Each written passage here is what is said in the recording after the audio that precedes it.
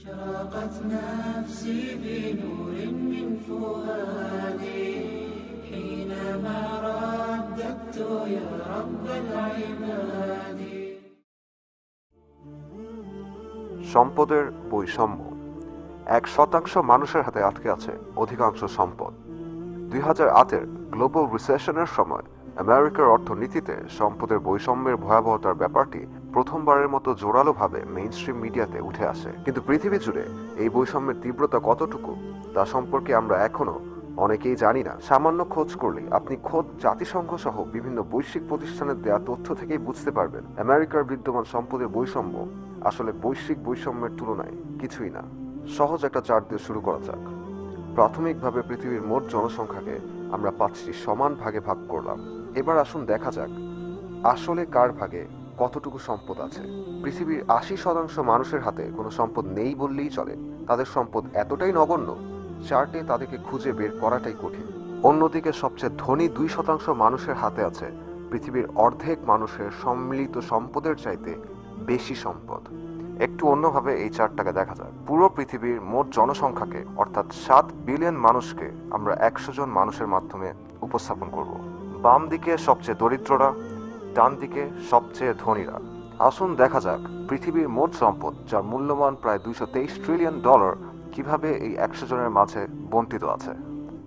অধিকাংশ মানুষের কাছে কিছু নেই বললেই চলে। তাদের সামর্থ্য নেই সন্তানদের প্রয়োজনীয় শিক্ষা দেওয়ার, সামর্থ্য নেই প্রয়োজনীয় চিকিৎসা ও ঔষধ পাবার। আর সবচেয়ে ধনী 1% মানুষ আঁকড়ে আছে এই পৃথিবীর 43%-এর বেশি সম্পদ। অন্যদিকে 80% মানুষের হাতে আছে পৃথিবীর মোট সম্পদের মাত্র 6%। কিন্তু সম্পদের বৈশ্বিক বৈষম্যের তীব্রতা আসলে এখানেও ধরা পড়ে না। পৃথিবীর সবচেয়ে ধনী 300 জন মানুষের সম্পদের পরিমাণ হলো সবচেয়ে দরিদ্র 3 বিলিয়ন মানুষের মোট সম্পদের সমান। অর্থাৎ একটি মাঝারি আকারের প্লেনে জায়গা হয়ে যায় এমন সংখ্যক মানুষের সম্পদের পরিমাণ ইন্ডিয়া, চায়না, আমেরিকা এবং ব্রাজিলের জনগণের সম্মিলিত সম্পদের চাইতে বেশি। এই বৈষম্যের একটি ভৌগোলিক দিকও আছে। ঐতিহাসিকভাবে কলোনিয়াল শক্তি যারা ছিল তাদের হাতেই আটকে আছে পৃথিবীর অধিকাংশ সম্পদ। কিন্তু সবসময় ব্যাপারটা এমন ছিল না। 200 বছর আগে পৃথিবীর ধনী দেশগুলো ছিল দরিদ্র দেশগুলোর তুলনায় 3 গুণ বেশি সম্পদের অধিকারী। কলোনিয়াল যুগের শেষে তা 3 থেকে বেড়ে দাঁড়ায় 35-এ। আর আজকে নিও কলোনিয়ালিজমের যুগে ধনী দেশগুলো 80 গুণ বেশি সম্পদের অধিকারী। ধনী দেশগুলো দাবি করে দরিদ্র দেশগুলোকে ফিনান্সিয়াল এইড দেওয়ার মাধ্যমে তারা এই বৈষম্য দূর করার চেষ্টা করে। প্রতি বছর ধনী দেশগুলো প্রায় $130 বিলিয়ন ফিনান্সিয়াল এইড দেয়। বেশ মহতি উদ্যোগ, তাই না? তাহলে কেন ধনী দেশগুলো আরো ধনী হচ্ছে আর গরিবেরা আরো গরিব? একটা কারণ হলো ট্রেড মিসপ্রাইসিং নামক ট্যাক্স ফাঁকির মাধ্যমে মাল্টিন্যাশনাল কর্পোরেশনগুলো প্রতি বছর দরিদ্র দেশগুলো থেকে $900 বিলিয়ন নিয়ে যাচ্ছে।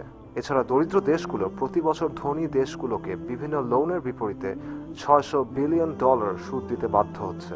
একই সাথে দরিদ্র দেশগুলো টাকা হারাচ্ছে ওই সব ট্রেড রুলসের কারণে, যা ঠিক করছে ধনী দেশগুলো দরিদ্র দেশগুলো থেকে সম্পদ ও সস্তা শ্রম নিজেদের কাজে লাগানোর কথা মাথায় রেখে।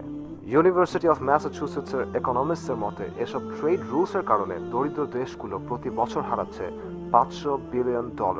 সব মিলিয়ে সবচেয়ে দরিদ্র দেশগুলো থেকে সবচেয়ে ধনীদের কাছে যাচ্ছে $2 ট্রিলিয়ন